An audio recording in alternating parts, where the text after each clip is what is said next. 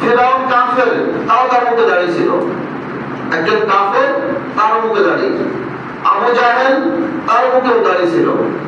তারা বুঝতো দাড়িবিহীন পুরুষ হতে পারে না, দাড়িবিহীন পুরুষ হতে পারে না। যেমন সিংহের মধ্যে যে যে সিংহগুলার গলায় এবং দাড়িতে কেশ হয়, চুল হয়, পশম হয়, এগুলা পুরুষ সিংহ। আর যার পশম হয় না, এগুলো নারী সিংহ। এটাই হলো তার আলামত। এই জন্য আল্লাহ সুবহানাহু ওয়া তাআলা তার প্রিয় হাবিবকে শারীরিক গঠনের মধ্যে যেটা সবথেকে সৌন্দর্যমণ্ডিত সেটাই দিয়ে তাকে সাজিয়েছেন।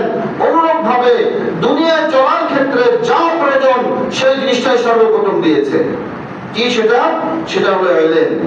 আল্লাহ সুবহানাহু ওয়া তাআলা সর্বপ্রথম আমাদের হাবিব, আমার প্রিয় নবী হযরত মুহাম্মদুর রাসূলুল্লাহ সাল্লাল্লাহু আলাইহি ওয়াসাল্লামকে যে 5টা আয়াত শিক্ষা দিয়েছেন, তার সর্বপ্রথম যে শব্দ ইকরা, ইকরা বিসমি রাব্বিকাল্লাযী খালাক, খালাকাল ইনসানা মিন আলাক।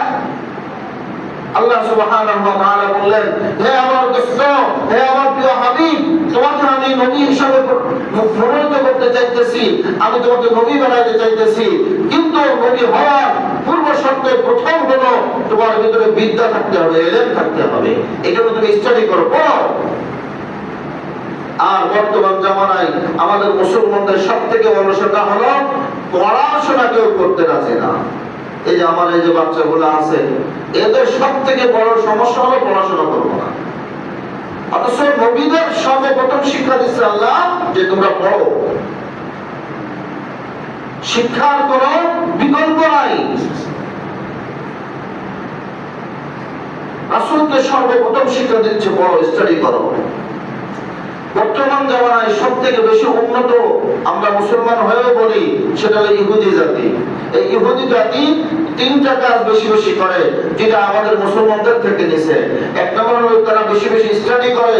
এমনকি সেদিন একটা কারগজারি শুনলাম, ওরা এই যে বিভিন্ন সময় যুদ্ধের সময় যে ঘুম পেলে সাইরান বেজে ওঠে, এই সাইরান বেজে উঠলে ওদের এখানে মাটির তলে আশ্রয়স্থল আছে, কেন্দ্র আছে, আশ্রয় কেন্দ্র আছে।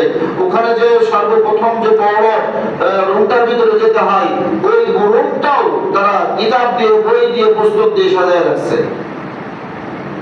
মরার থেকে বাঁচার জন্য গেছে, ওখানে একটু শান্তি করার সুযোগ নাই, ওখানে যে স্টাডি করো, পড়ো। তারা এই পরিমাণ পড়ার প্রতি আগ্রহী। দ্বিতীয় নম্বর, ওরা বেশি বেশি ব্যবসা, বিজনেসের মানসিকতা রাখে, বেশি বেশি ব্যবসা করার দিকে